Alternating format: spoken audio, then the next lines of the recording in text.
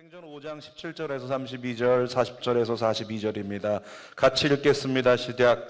대제사장과 그와 함께 있는 사람, 즉 사두개인의 당파가 다 마음의 시기가 가득하여 일어나서 다바다가 옥에 가두었더니 주의 사자가 밤에 옥문을 열고 끌어내어 이르되 가서 성전에 서서 이 생명의 말씀을 다 백성에게 말하라 하매 그들이 듣고 새벽에 성전에 들어가서 가르치더니 대제사장과 그와 함께 있는 사람들이 와서 공회와 이스라엘 족속의 원로들을 다 모으고 사람을 옥에 보내어 사도들을 잡아오라 하니 부하들이 가서 옥에서 사도들을 보지 못하고 돌아와 이르되 우리가 보니 옥문은 든든하게 잠기고 지키는 사람들이 문 앞에 서 있으되 문을 열고 본즉 그 안에는 한 사람도 없더이다 하니 성전 맡은 자와 제사장들이 이 말을 듣고 의혹하여 이 일이 어찌 될까 하더니 사람이 와서 알리되 보소서 옥에 가두었던 사람들이 성전에 서서 백성을 가르치더이다 하니 성전 맡은 자가 부하들과 같이 가서 그들을 잡아왔으나 강제로 못하면 백성들이 돌로 칠까 두려워함이더라. 그들을 끌어다가 공회 앞에 세우니 대제사장이 물어 이르되 우리가 이 사람으로 사람을 가르치지 말고 엄금하였으되 너희가 너희 가르침을 예루살렘에 가득하게 하니 이 사람의 피를 우리에게로 돌리고자 함이로다. 베드로와 사도들이 대답하여 이르되 사람보다 하나님께 순종하는 것이 마땅하니라. 너희가 나무에 달아 죽인 예수를 우리 조상의 하나님이 살리시고 이스라엘에게 회개함과 죄사함을 주시려고 그를 오른손으로 높이사 임금과 구주로 삼으셨느니라. 우리는 이 일의 증인이요 하나님이 자기에게 순종하는 사람들에게 주신 성령도 그러하니라 하더라. 그들이 옳게 여겨 사도들을 불러들여 채찍질하며 예수의 이름으로 말하는 것을 금하고 놓으니 사도들은 그 이름을 위하여 능욕받는 일에 합당한 자로 여기심을 기뻐하면서 공회 앞을 떠나니라. 그들이 날마다 성전에 있든지 집에 있든지 예수는 그리스도라고 가르치기와 전도하기를 그치지 아니하니라. 아멘. 오늘은 사도행전 5장 17절에서 32절, 40절에서 42절 말씀을 가지고 예수가 그리스도다 정말 선포하도록 하겠습니다. 같이 시작. 예수가 그리스도다. 한 번 더. 예수가 그리스도다. 여러분, 예수님을 믿고 따르는 그리스도인으로서 여러분들이 누리고 있는 특권을 아십니까?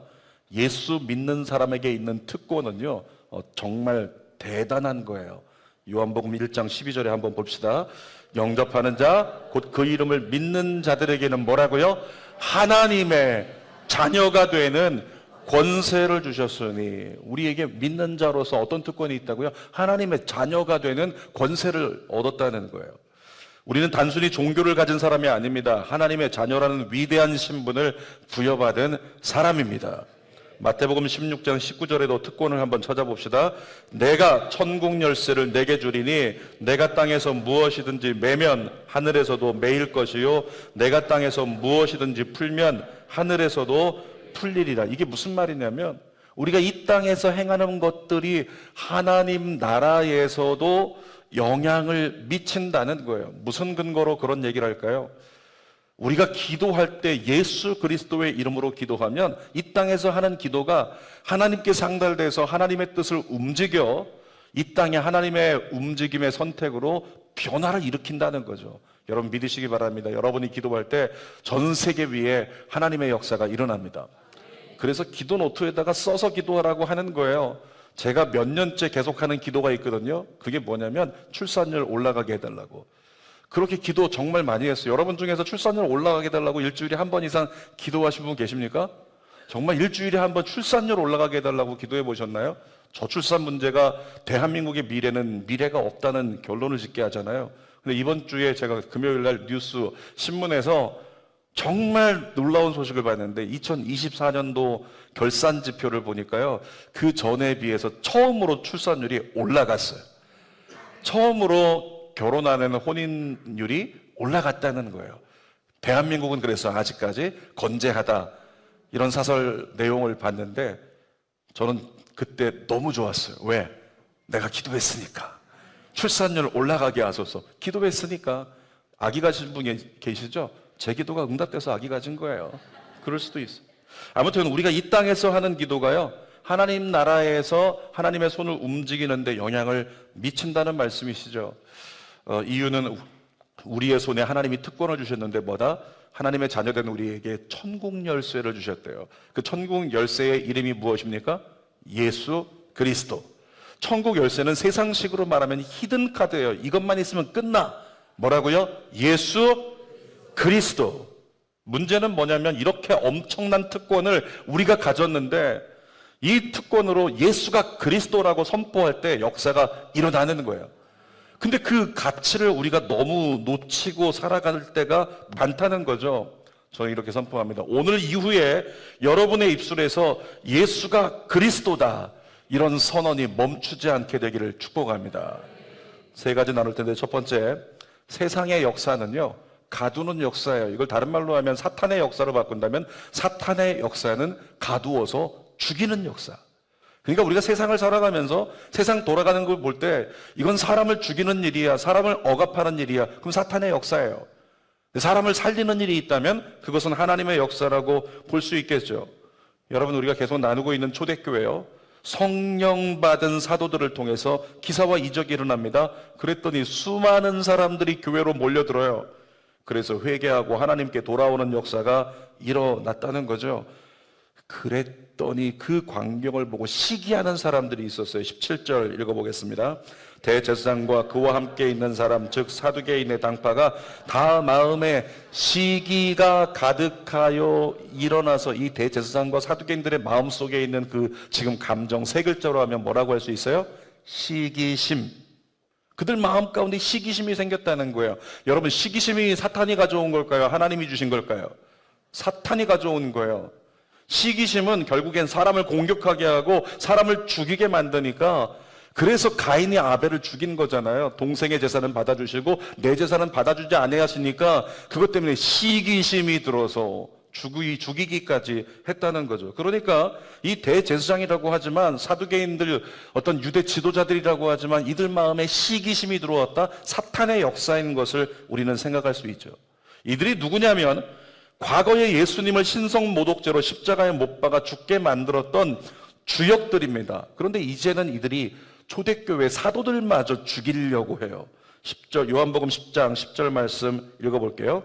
도둑이 오는 것은 도둑질하고 죽이고 멸망시키려는 것뿐이요, 내가 온 것은 양으로 생명을 얻게 하고 더 풍성히 얻게 하려는 것이라. 도둑은 사탄을 상징하는데 그들은 정말 빼앗고 죽이려고 하는 목적만 있는 거죠. 그런데 보니까 대제사장과 사두개파 유대인들이 사도들을 잡아서 옥에 가뒀어요.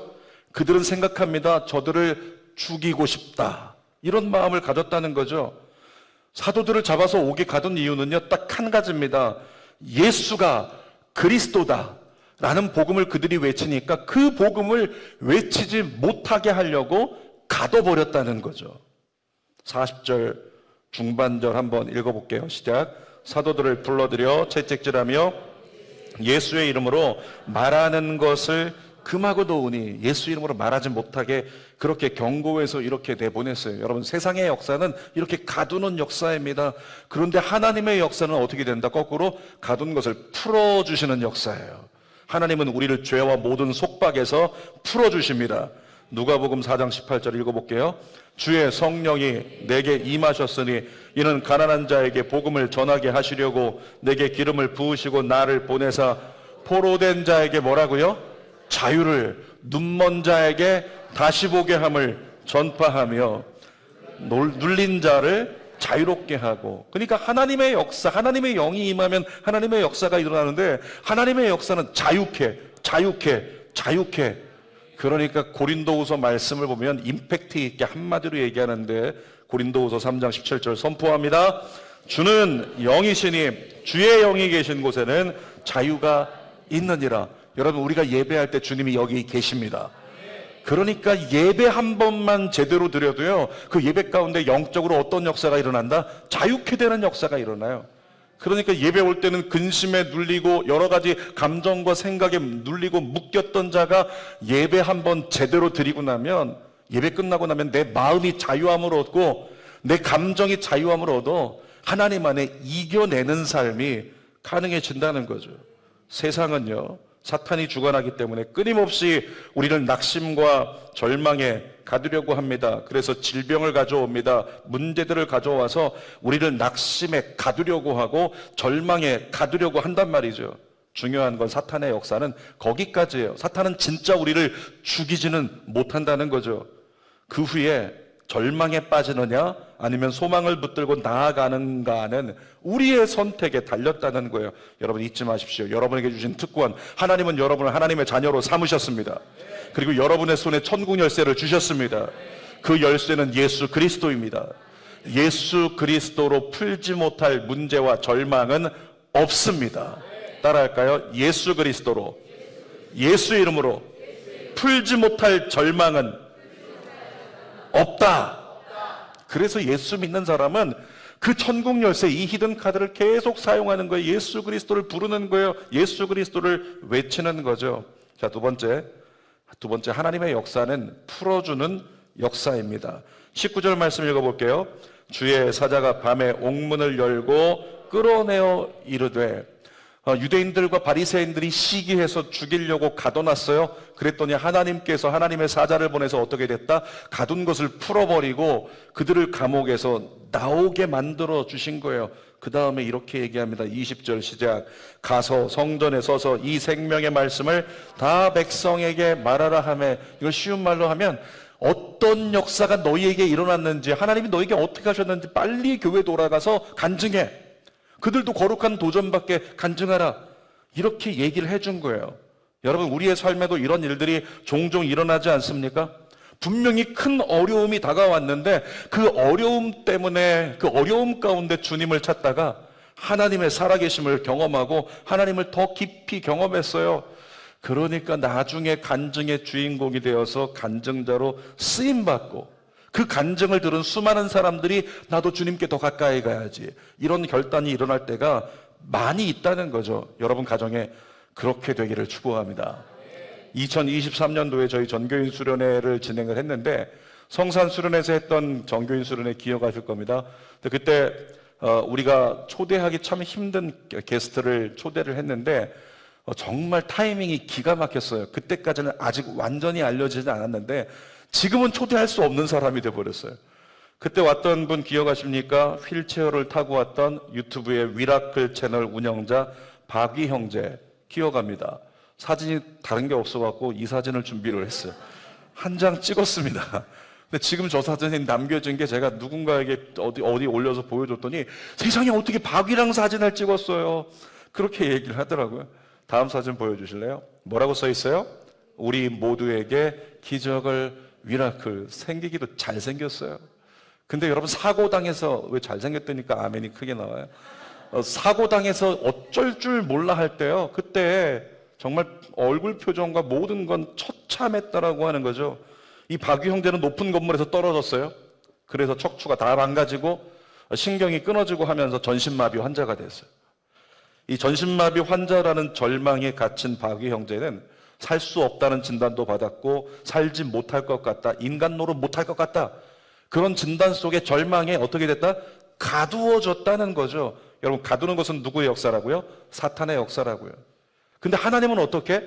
그 절망에 가두어진 박위 형제를요, 하나님께서 절망 가운데서 풀어주셨어요.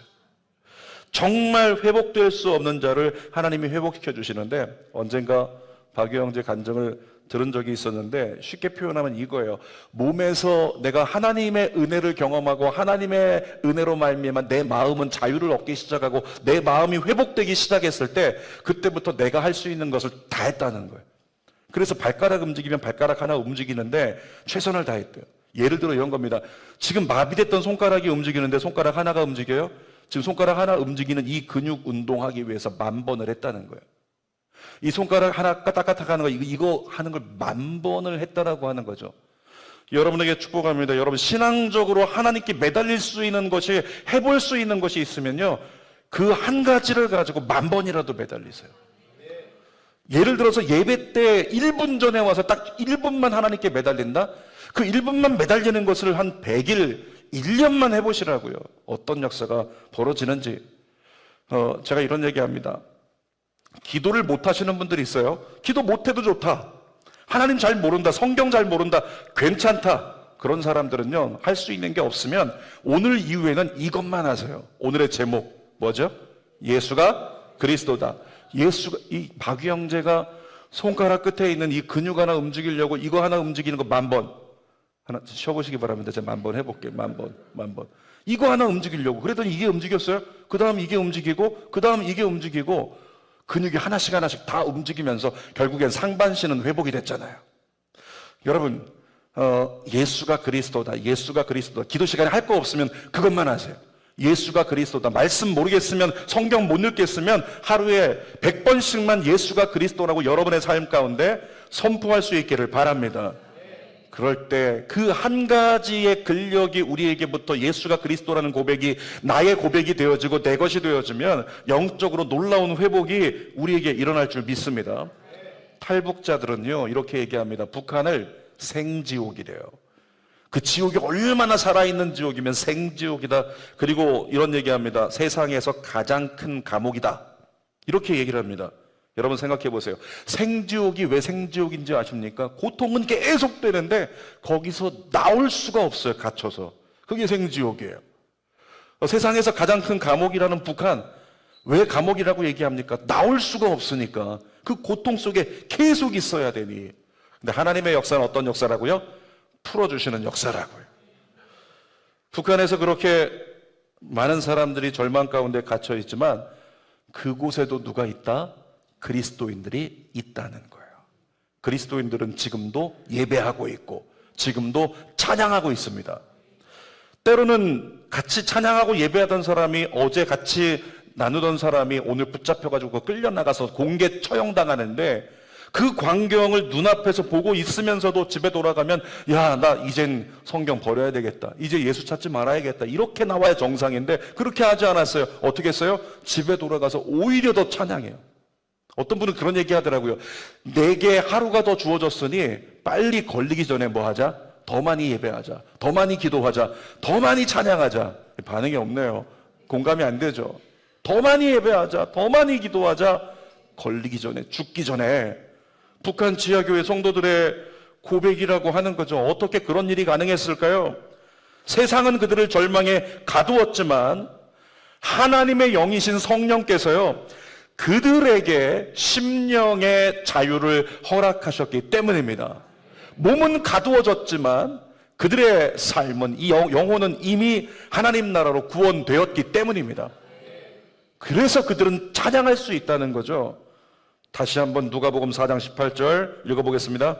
주의 성령이 내게 임하셨으니 이는 가난한 자에게 복음을 전하게 하시려고 내게 기름을 부으시고 나를 보내사 포로된 자에게 자유를, 눈먼 자에게 다시 보게 함을 전파하며 눌린 자를 자유롭게 하고. 어떨 때 그런 역사가 일어난다고요? 주의 영이 임하실 때.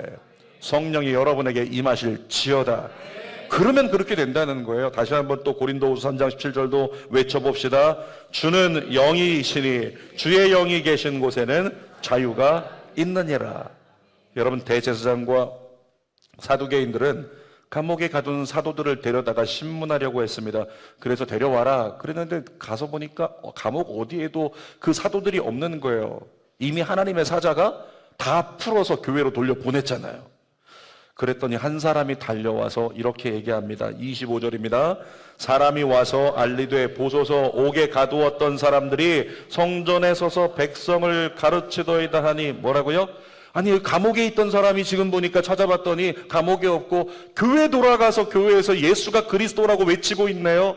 그렇게 한 사람이 증언하는 거예요. 어떻게 그런 역사가 일어났을까요? 예수 그리스도를 외치는 자에게 하나님의 구원이 임했기 때문입니다. 성경의 약속의 말씀 봅시다. 마태복음 1장 21절입니다. 아들을 낳으리니 이름을 예수라 하라. 이는 그가 자기 백성을 그들의 죄에서 구원할 자이심이라. 여러분, 예수라는 이름이 의미가 뭐라고요? 자기 백성을 그들의 죄에서 구원할 자, 건질 자. 그가 바로 예수 그리스도라는 거죠.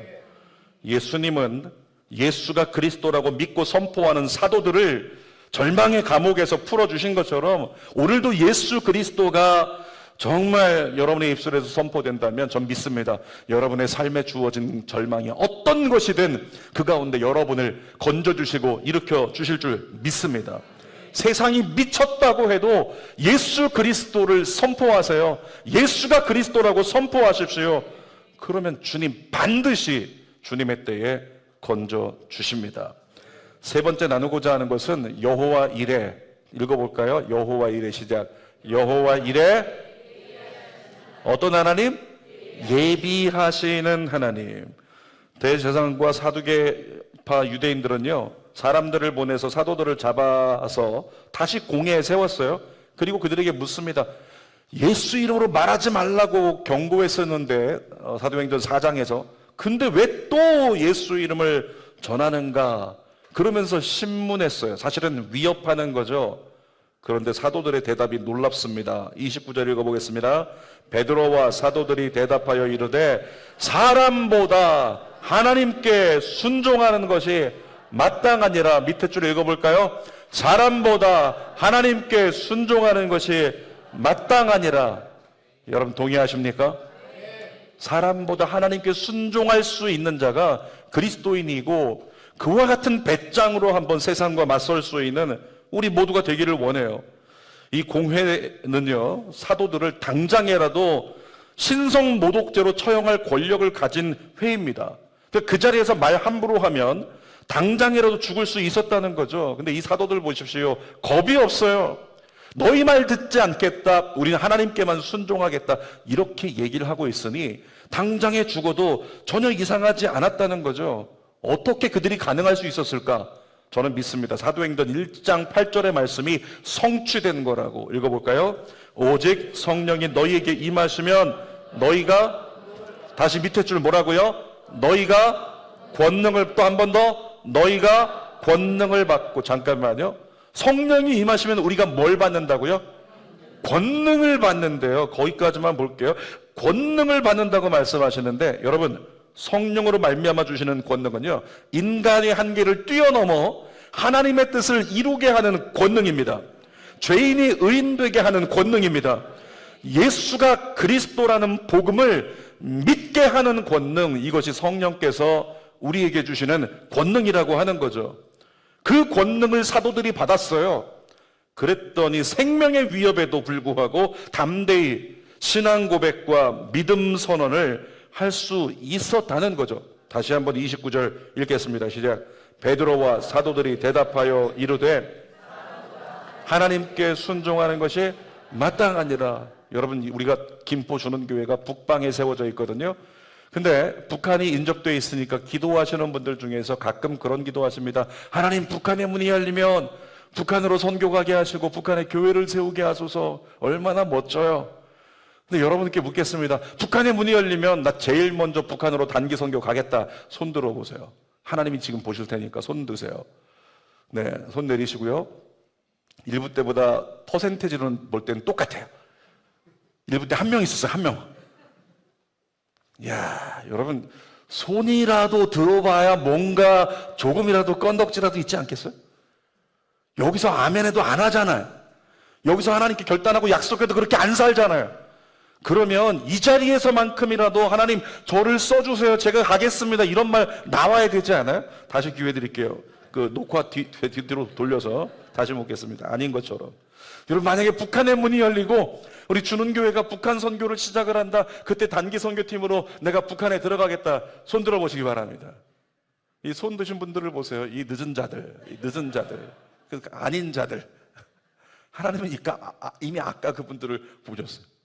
근데 여러분, 이런 거 있잖아요. 얘기 많이 들어봤죠. 북한에 선교하러 들어갔다. 그곳에 교회를 세워서 거기 들어가서 열심히 복음 전도하고 있다. 그런데 어느 날 갑자기 휴전선이 또 다쳤다. 네, 그분은 안 가시면 돼요. 자, 또 다쳤다. 그래서 극심한 핍박이 시작이 됐다. 붙잡혀가지고 이 머리에 총구를 겨누고 예수가 하나님이라는 것을 부인하지 않으면, 예수를 모른다고 하지 않으면 죽이겠다.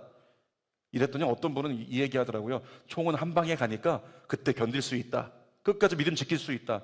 그런데 생각해 보세요. 이빨을 하나씩 빼는 거죠. 벤치로 이빨을 빼고 손톱을 뽑기 시작하더니 배를 칼로 계속 가르기 시작하면서, 그러면서 예수 부인하지 않으면 죽인다, 계속 고통스러울 거야, 이렇게 한다고 생각을 해보세요.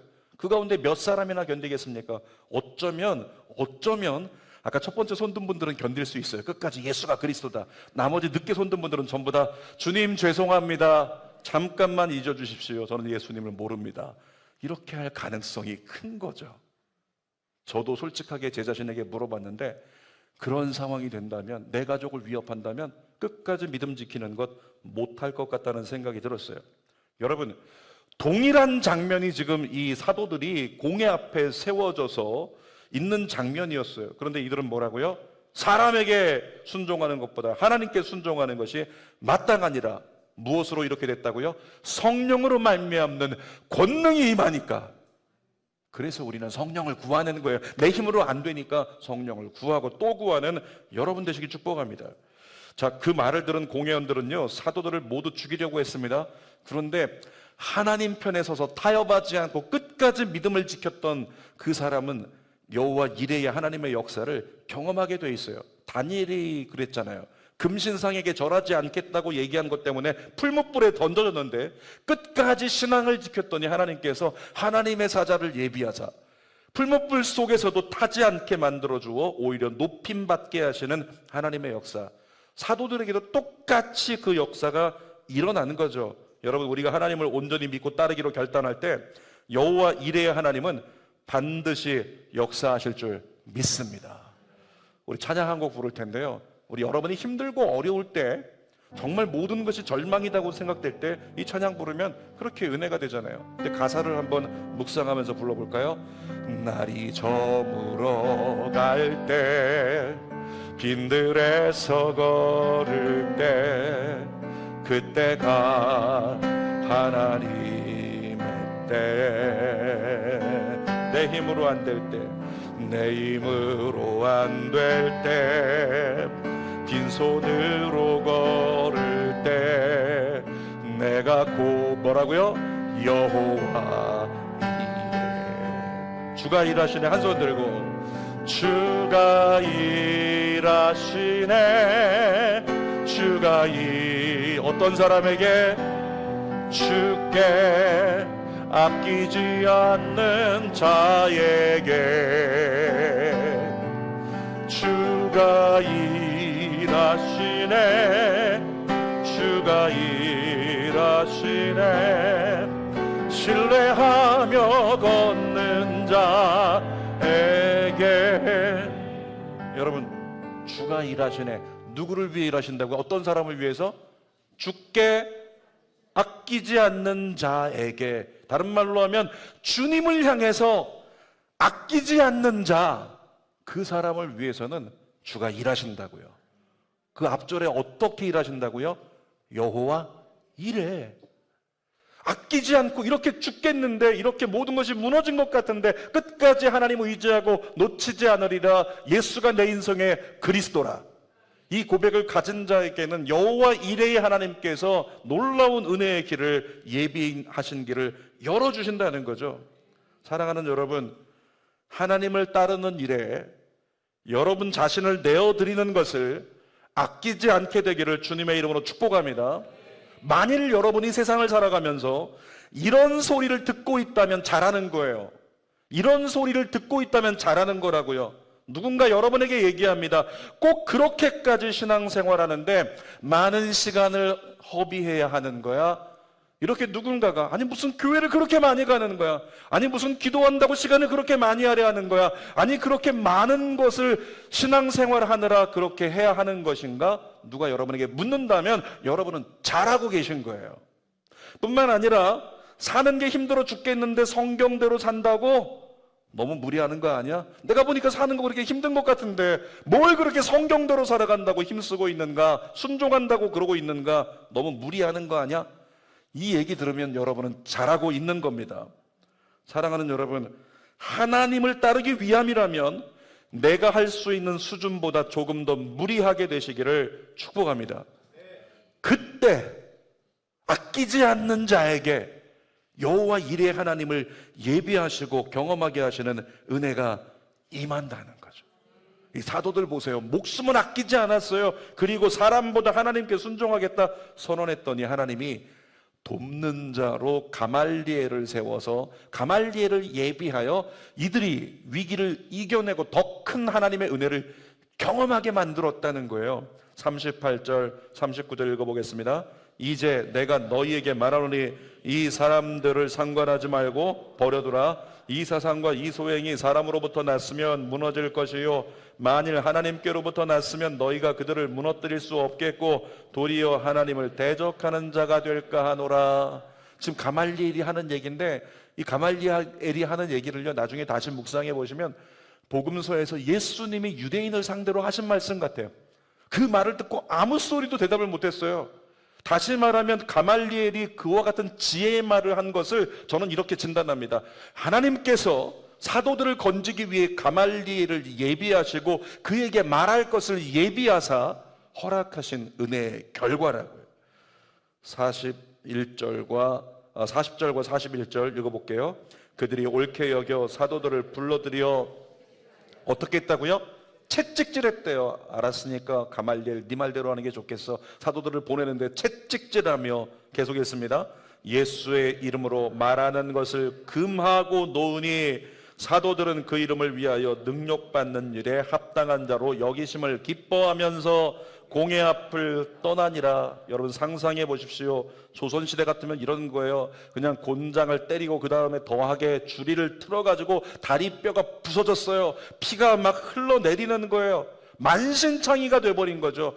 그 만신창이 된 얼굴을 향해서 뭐라고요? 다시는 예수 이름으로 말하면 가만두지 않겠어? 경고하고 보냈다는 거예요. 그러니까 이들에게는 트라우마가 주어질 수 있어요. 예수 이름을 다시 말하면 똑같이 고통당해야 돼요. 채찍질 당하고 다리가 부러지고 피가 흘러야 돼. 예수 이름 말하기만 하면 그 트라우마가 있어야 된다는 거죠. 그런데 이 매를 맞고 나가는 이 사도들 어떻게 했대요? 41절 시작. 사도들은 그 이름을 위하여 능력받는 일에 합당한 자로 여기심을 기뻐하면서 뭐라고요? 이렇게 우리가 당하는 걸 오히려 기뻐하면서 공회 앞을 떠났대. 여러분 기쁨이 있을 때 나오는 게 뭐라고요? 찬양이에요. 그러니까 하나님을 찬미하면서 오히려 만신창이가 된 몸으로 돌아가서 그 다음 어떻게 했다? 42절 있습니다. 그들이 날마다 성전에 있든지 집에 있든지 예수는 그리스도라고 가르치기와 전도하기를 그치지 아니하니라. 예수가 그리스도라고 얘기하면 똑같이 당할 거야. 똑같이 채찍질할 거야. 똑같이 죽음에 가깝게 이를 정도로 고난스러울 거다. 근데 돌아가서 뭐라고요? 예수가 그리스도다. 예수가 그리스도다. 예수가 그리스도다. 예수가 그리스도다. 예수가 그리스도다. 예수가 그리스도다. 그리고 외치면서 매일매일 돌아다니고 복음을 전했다는 거죠. 그랬더니 사도행전 6장에 넘어가서 마지막 말씀, 하나님의 위대한 역사가 일어나는데 사도행전 6장 7절 마지막으로 읽겠습니다. 하나님의 말씀이 점점 왕성하여 예루살렘에 있는 제자의 수가 더 심히 많아지고 허다한 제사장의 무리도 이 도에 복종하니라. 제사장의 무리 누구 얘기해요? 유대 지도자들을 얘기하는 거예요. 일반 사람들만 구원받고 초대교회에서 하나님께 돌아온 게 아니라 이젠 유대 지도자들까지도 회개하고 돌아와서 그 삶이 하나님께 복종되는 삶이 변하는 부흥이 일어났다는 거죠. 여러분 2025년 주는교회 뭘 외치고 있어요? 새 시대를 여는 교회. 새 시대를 여는 교회를 외치는 주는교회에 이들에게 일어났던 동일한 부흥이 일어나길 축복합니다. 사람만 많아지는 게 아니라 삶이 결단되어 삶이 하나님께 전적으로 복종되어지는 그 은혜의 역사가 여러분의 내일이 될지어다. 설교 결론입니다. 외치겠습니다. 시작. 예수가 그리스도다. 한 번 더. 예수가 그리스도다. 여러분 우리에게 다른 선언은 필요 없습니다. 예수가 그리스도라고 선포하십시오. 예수가 답이라고 선포하십시오. 절대로 생각으로나 감정으로 갇혀있는 여러분 자신을 내버려 두지 마세요. 여러분 자신이 눌렸다면, 갇혀있다면 스스로의 심령에 손을 얹고 선포하세요. 뭐라고요? 예수가 그리스도다. 예수가 그리스도다. 이 고백은 하나님 당신이 나를 구원하실 겁니다. 당신이 날 구원하실 겁니다. 이 고백이 된다는 거죠. 예수가 그리스도다. 기도하겠습니다. 살아계신 아버지 하나님, 위대하신 예수님, 위대하신 그 구원, 그 구원으로 말미암아 우리가 하나님의 자녀가 되는 권세를 얻은 특권을 얻었고 천국 열쇠를 우리 손에 가졌고 그 예수의 이름을 마음껏 선포하며 이 땅에서 하나님 나라의 놀라운 역사를 함께 이루어낼 수 있는 그런 존재가 되었는데 우리는 예수 그리스도의 이름을 외치질 않았습니다. 사용하지를 못했습니다. 살아계신 아버지, 2025년도 새 시대를 여는 교회가 되기 위해, 새 시대가 내 인생에 열리기 위해서 예수가 그리스도됨을 우리의 삶의 전적인 영역에서 마음껏 선포하게 하여 주시옵소서. 예수님의 이름으로 기도하옵나이다. 아멘. 우리 찬양 부르고 기도하겠습니다. 주 여기 운행하시네. 나 경배해, 나 경배해. 주 여기 역사하시네. 나 경배해, 나 경배해. 믿음으로 우리만 만드시네. 우리만 만지시는 주. 나 경배해, 나 경배해. 우리만 치료하시네. 나 경배해. 여러분의 삶에 큰 일이 일어나기를 원해요. 여러분의 모든 상황 중에 큰 기적을, 큰 길을 만드시는 주, 큰 기적을 행하시는 주. 그는 나의 하나님. 약속을 지키시는 하나님, 약속 지키시는 주. 어둠 속에 빛이 되시는 그는 나의 하나. 우리 삶 변화시키네. 우리 삶 변화시키네. 나 경배. 다시 시작합시다. 나 경배. 우리만 고쳐주시네. 나 경배해, 나 경배해. 우리 소리 높여 큰 길을 만드시는 주, 큰 길을 만드시는 주, 큰 기적을 행하시는 주. 그는 나의 하나님. 약속을 지키시는 주. 어둠 속에 빛이 되시는 그는 나의 하나. 한 번 더. 큰 길을 만드시는 주님이 역사하소서. 하나님 이 시간에 역사하소서. 하나님 이 자리에서 역사하소서. 우리의 신앙이 깨어나게 하소서. 일어나게 하소서. 약속의 하나님, 약속을 이루소서. 지키시는 주. 어둠 속에 빛이 되시는